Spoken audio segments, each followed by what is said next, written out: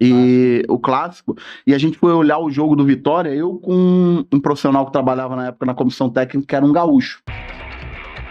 Estou mudando, né? Assim, a gente até pulou uma coisa, mas é legal.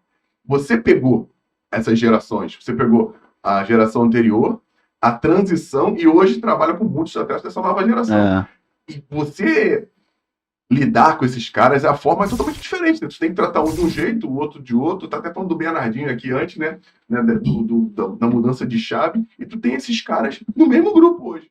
A analogia que eu fiz é que o Bernardinho tem falado em algumas entrevistas que os medalhistas de Atenas de 2004, que era aquela geração de Giba, Maurício, Ricardinho, Gustavo, esses caras eram na porrada, não tinha ideia. Então a relação dele com os caras vinha, e entre eles mesmo era porrada o tempo todo, e eles conseguiam se desafiar o tempo todo.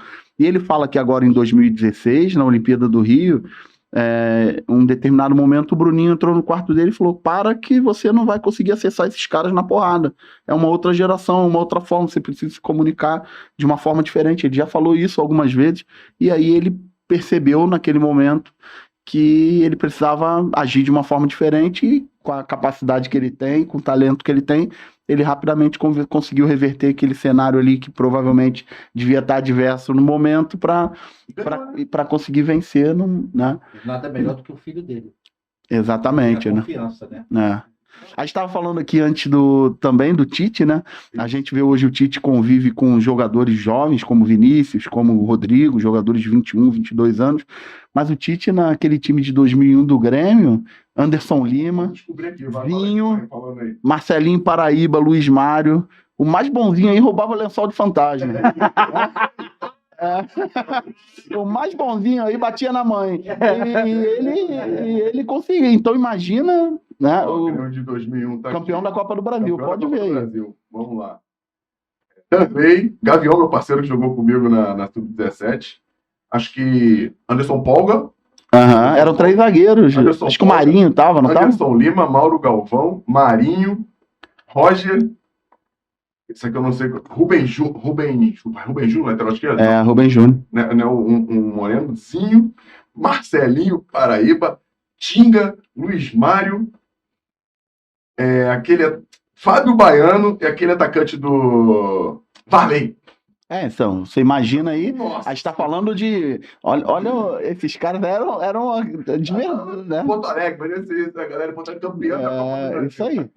Então, assim, a capacidade de ter que se adaptar a essa nova realidade. Incrível. Né? Então, parece que, se você for olhar o jogo em si e a relação do jogo, dentro do próprio jogo, parece outro esporte. A relação do jogo com o jogador, do jogador com o jogo, do jogo com o externo, com a torcida, com a imprensa, né?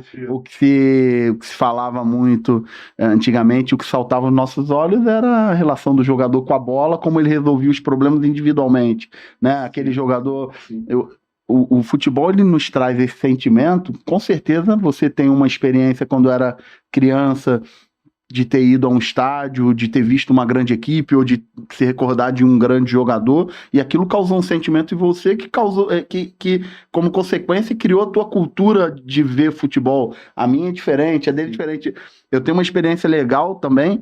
Uma vez eu trabalhava no Bahia, a gente ia jogar uma final Bahia e Vitória, e o clássico, e a gente foi olhar o jogo do Vitória, eu com um profissional que trabalhava na época na comissão técnica, que era um gaúcho, analista. E aí eu falei assim, você vai olhar o jogo ali, eu vou olhar o jogo daqui, e depois a gente vai confrontar as ideias. E aí, no final, a gente foi confrontando as ideias coletivas, bolas paradas e tal, e qual jogador que te chamou mais atenção? O jogador que tinha chamado a atenção dele tinha sido um jogador extremamente competitivo, um jogador de disputa, de confronto, e o que tinha me chamado a atenção, um jogador mais técnico, o jogador com a melhor relação com a bola naquela ocasião.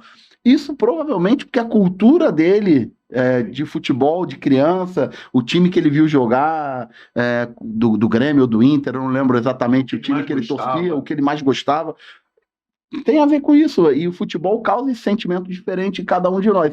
Se eu for te fazer uma pergunta assim, quando você era criança, qual o jogo, qual o momento que alguém te levou ao Maracanã, qual o jogo que te encantou, e o Anselmo a mesma coisa, e a gente vai ter vivências diferentes nesse sentido, né? Não, O futebol maneiro, vai né? causar sentimento na gente, e isso vai criando a nossa cultura de enxergar futebol, de sentir o futebol no nosso corpo.